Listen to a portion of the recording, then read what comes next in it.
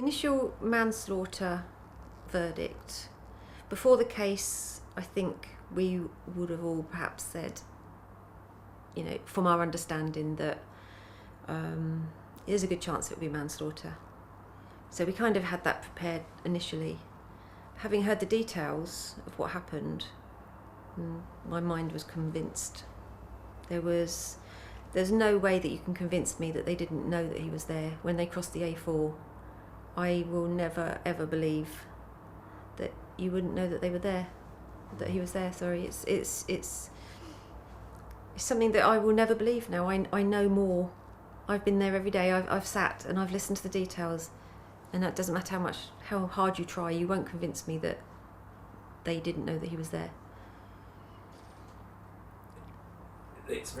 Andrew's Law it's all about trying to stop other people having to go through what we've been through, to acknowledge that they could be walking around in such few amount of years after the crime that they committed, and the way that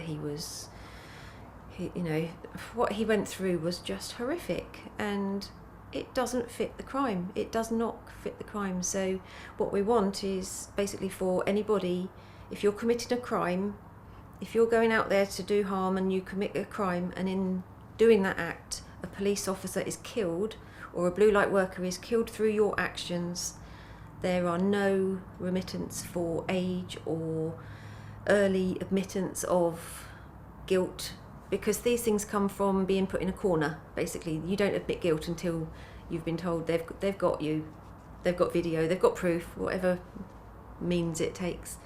But that's how I think it happened, so we've got such a reduction. That can't be right. So we want a minimum starting point of 20 years.